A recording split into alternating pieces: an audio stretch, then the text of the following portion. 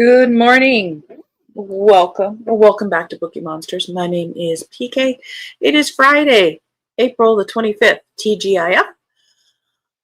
Thank you so much for watching. We are going to do the last of this week's published books, published just in this week. Every day of the week we look at a different genre.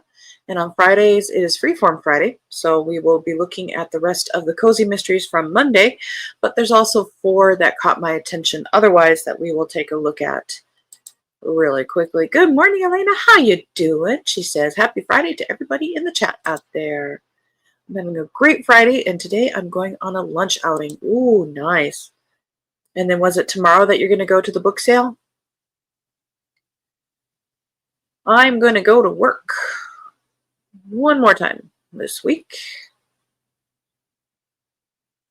Quick announcements. I don't have any sprints tonight. I don't do them on Friday night. Our next sprints are tomorrow afternoon at 3 p.m. Eastern, and they will go for 5 hours. Let's jump in.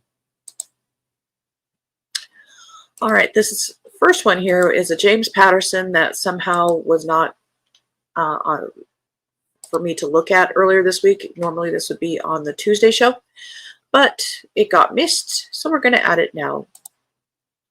This is Two Sisters Murder Investigations by James Patterson and Candace Fox, second in the Sisters Detective Agency Mysteries.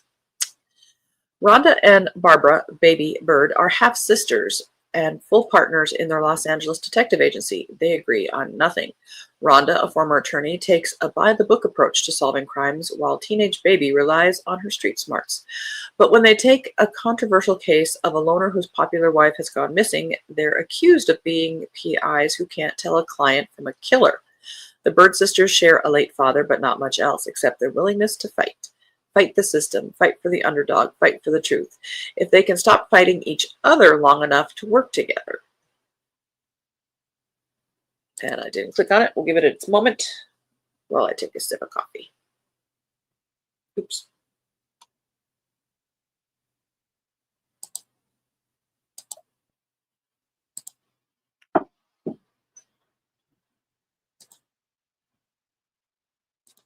Oh, that's next Friday? Okay, yeah. Mary, good morning.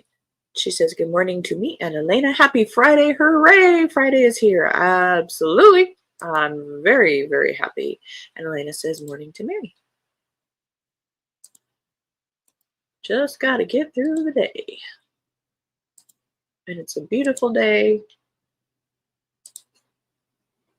The Secret Room. This one also would have been on a Tuesday show, but missed it. This is 12th in the Maeve Kerrigan series by Jane Casey. A Closed Door, an Impossible Murder. 2:32 p.m. Wealthy, privileged Ilaria Cavendish checks into a luxury London hotel and orders a bottle of champagne. Within the hour, her lover discovers her submerged in a bath of scalding water, dead. At first glance, it looks like an accident. No one went in with her. No one came out, but all the signs point to murder. For D.S. Maeve Kerrigan, the case is a welcome distraction, but when shock news hits close to home, affecting her partner D.I. Josh Derwent, she faces the toughest challenge of her career, and if she fails, her world will never be the same again. And lots of blurbage here by very big names. I've not read that author. Perhaps I should check it out. This next one is fiction, historical, Shakespeare-inspired, influenced, which, you know, is one of my favorite things. Blue Mountain Rose by Julie Hammonds. A novel in 5 acts, it says. You're invited to attend the opening night at the 2009 Blue Mountain Rose production of The Tragedy of Hamlet, Prince of Denmark. Richard James Aloysius Keene is a lion of the theater and a weary man. His outdoor Elizabethan stage, the Blue Mountain Rose, lures theater goers from around the world with its memorable productions. But after 40 years of service in all weathers, this grand wooden O in the Arizona mountains is showing its age. Tossed about by the financial storms of 2009, how will the Rose survive? Company manager Kate Morales believes in this dream of a great theater in a small town. Richard says he might close down the Rose and retire, but Kate just can't say goodbye. She has been Richard's loyal understudy for a decade. Is she ready to step into the leading role? When the unknown actor Peter Dunmore catches their attention with a star-worthy audition, Richard and Kate sense an opportunity. Maybe this cross between Sir John Gielgud and the young Ken Branagh can attract a new generation of fans with his powerful Hamlet, but Peter is haunted by a secret sorrow that could bring an end to all their dreams. As they try to save the rose, Richard, Kate, and Peter must ask themselves questions worthy of a Shakespeare play. What does it mean to belong to a family? Who do we mourn and why? And what does it cost to wear a crown? Ah! Yes, this one's on my, not necessarily to be read, but to check out. To delve deeper to see if it's something. All right, this is a nonfiction, Try Hard, creative work in progress by Max Kerman. Let's say you see a familiar musician from a globe-trotting touring band hanging out at your local coffee shop reading the newspaper and typing away on his laptop. This doesn't look like a musician at work. He seems approachable enough, so you ask him what exactly he does all day. With a grin on his face, he admits the job might not be what you think. So you take a seat and ask him every question you've ever had about how it all works, the nuts and bolts of writing a song, preparing for a show, marketing a band, and the day-to-day business of a creative life. With each answer, none of it is about talent. You realize this musician is a bit of a try-hard, and the mystery of being a creative person isn't actually mysterious at all. It's just exploring ideas with an enthusiastic and determined curiosity over and over. Max is that musician in the coffee shop, and this is what reading this book feels like. One-of-a-kind tales from a dynamic frontman and a companion to your own creative work in progress. With a brick-by-brick attitude, Max explores his own growth in the craft of storytelling and performance, the pleasure to be found in collaboration, and the creative spirit required in sharing your art. I also thought that was very cool, and I might delve deeper.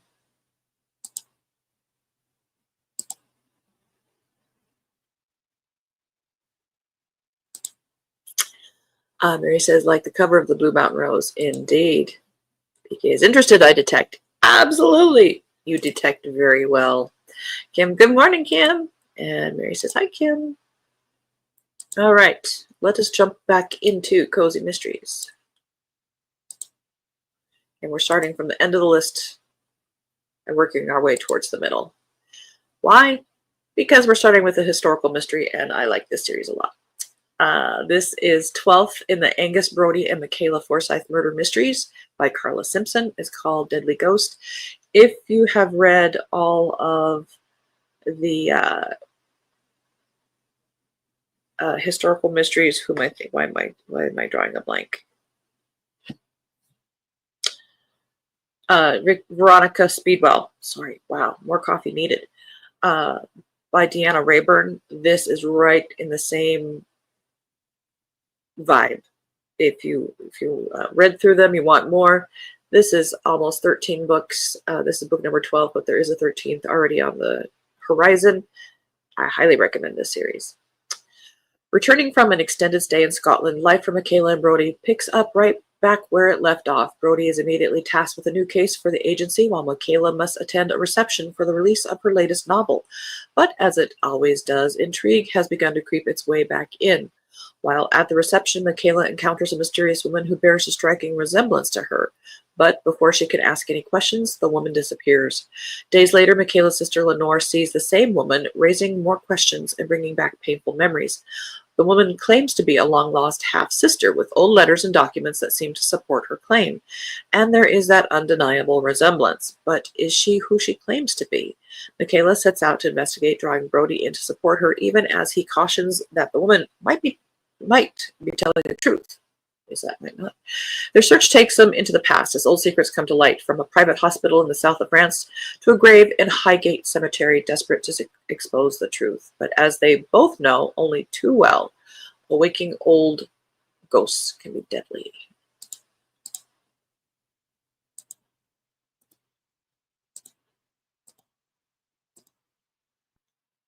A Lethal Engagement. by April J. Skelly. This one is kind of steampunkish, although they're not really pushing it. It says it's perfect for fans of Deanna Rayburn and Catherine Shellman. 1890. American heiress Cora Beaumont is celebrating her engagement to Terence Tristan, the second son of a duke. Their union will solidify Cora's place in British society and put her in a rare position of power.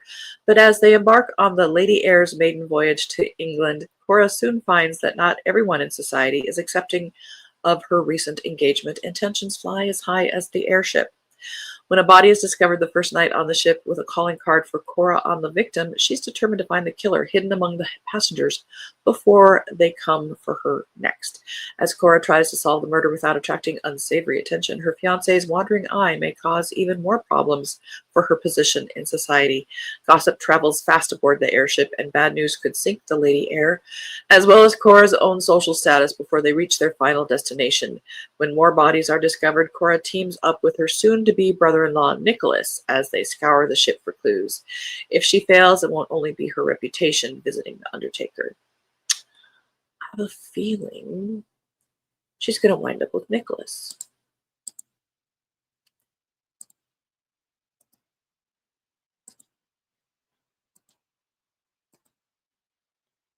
Murder on Set! Exclamation point by Rosie Reed, 12th in English Village Witch Cozy series.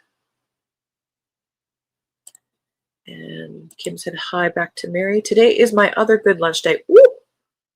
Tell us more. Tell us about the food. Elena says good morning to Kim. Hang on.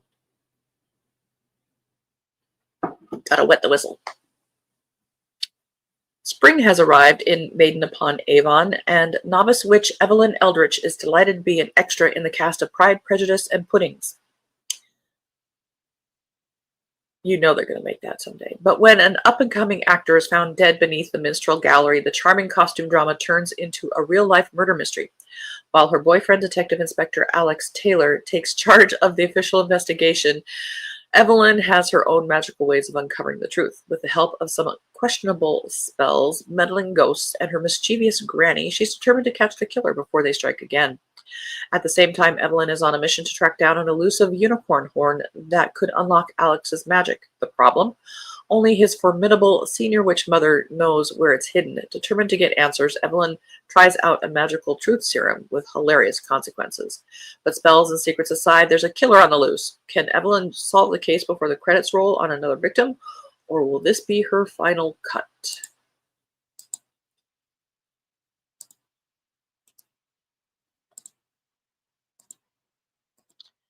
The Case of the Washed Up Corpse by Tam May, first in the Grave Sisters Mysteries. It's 1921, and Americans are still reeling from the effects of World War I. In Guyver, California, on the California-Nevada border, three sisters own the only funeral home in town.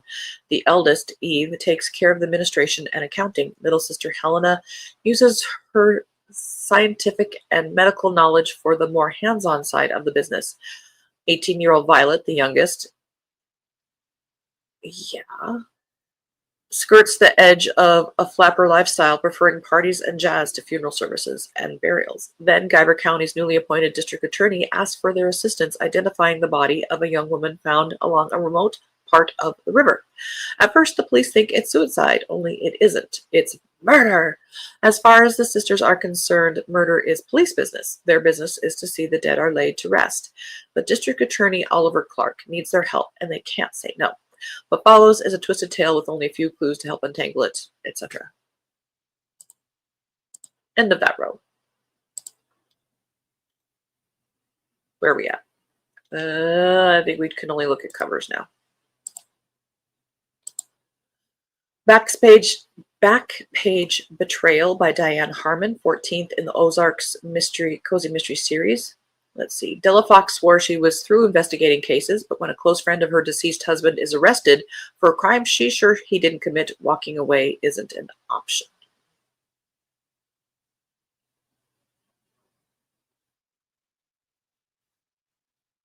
And I didn't click on it. We'll give that a moment.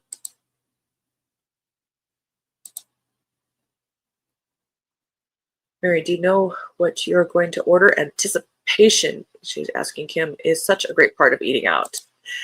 I get a local barbecue restaurant. I get chicken tenders, but on Fridays they have sweet potato souffle. So good. Woo.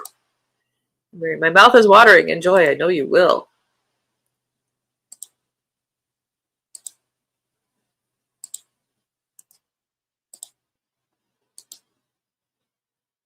All right, let's get in the click rhythm here.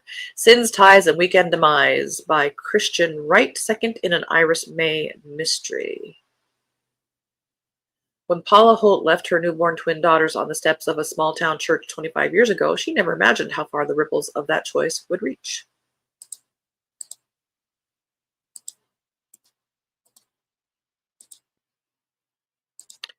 When You Witch Upon a Grave by Corinne Winters, 10th in the Foxglove Falls Mysteries. The past isn't haunting Foxglove Falls, it's waking up and it wants to be heard. Just like a baby or a toddler.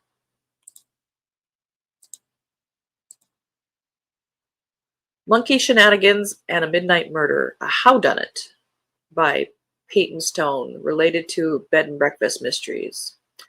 A murdered woman on a mountain trail, a detective's perfect alibi, and one innkeeper who swears she saw him kill her.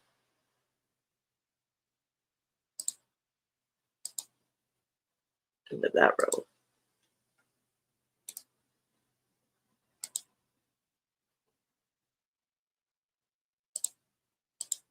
Manuscripts, Meows, and Murder, 11th in the Dickens and Christie Mysteries series by Kathy Manos Penn. She thought she'd turn the page on murder, but after an author takes a lethal leap, is she back at chapter 1?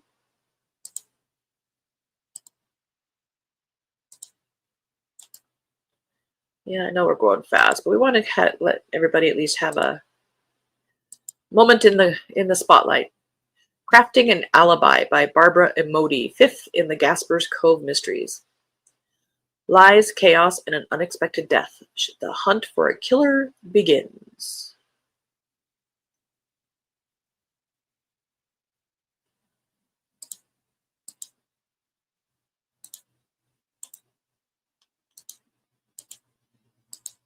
The Lady and the World's Fair, 3rd in the Lady Inventor Mysteries by Brittany E. Brinegar and J. E. Brinegar. In a world full of technological wonders, the oldest crime still requires the smartest detective. Set in San Francisco, 1925.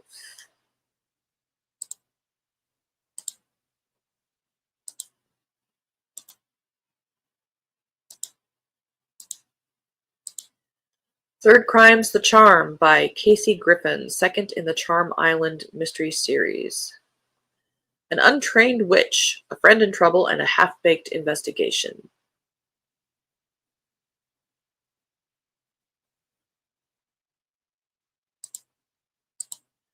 I gotta admit, sometimes these all sound alike. I keep asking myself, did we do that one already?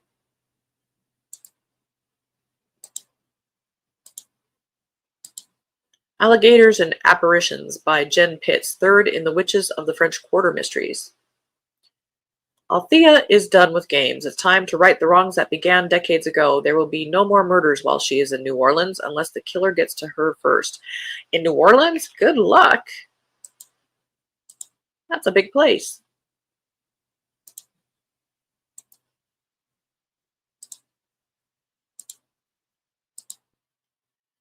Brood Awakening by Wendy Meadows. Cherry's Cozy Capers, book number 3. A beer festival, a dead contestant, and a secret past bubbling to the surface. Cherry Brewster's about to discover that brewing isn't the only thing that can get heated.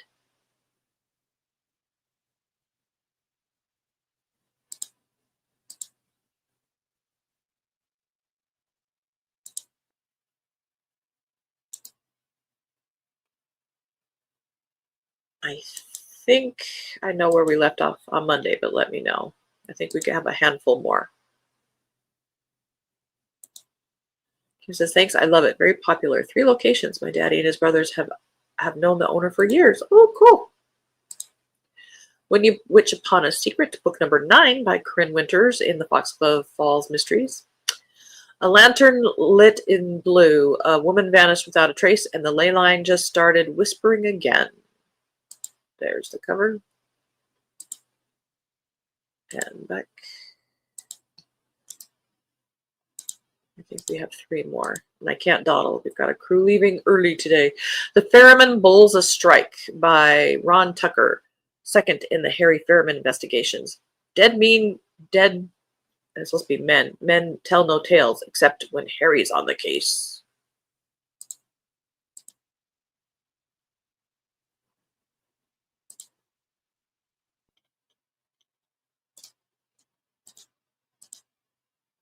Switched at Death, a Venus Bixby mystery by Valerie Taylor. Second in a series. Thanksgiving weekend always marks the start of Christmas festivities in Chatham Crossing. But this year, when the annual tree lighting ends in flames, this charming and usually joyful town finds little to celebrate. And I think this is where we were supposed to... this is our last one. Done in at the Dog Spa, a Salt Cliff mystery. 4th in series by Nancy Stewart. Dahlia Vale is adapting. It's been hard, but running the Salt Cliff B&B and looking after her niece Danny is starting to feel like regular life. If only people would quit getting murdered. And I think Wentworth Castle is where we ended on Monday. All right, that is all the Cozy Mysteries for this week. Whee, fun. Okay. All right, next week we'll look at a whole new batch of books being published.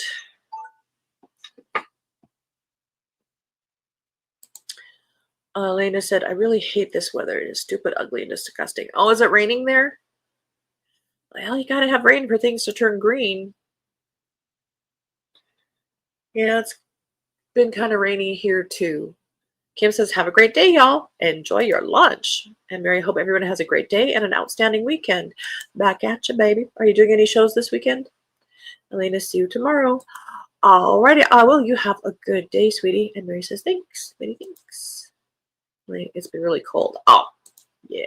You ready for summer, huh? Especially in California. All right. Thank you guys so much. As mentioned, please have a very good Friday. If I don't see you, have a good weekend. Tomorrow, again, sprints don't have any tonight. Tomorrow at 3 p.m. Eastern for 5 hours. Hope to see you next week also. And as the banner says, don't be a bookworm, be a bookie monster. Nom nom nom. Have a good day. God bless.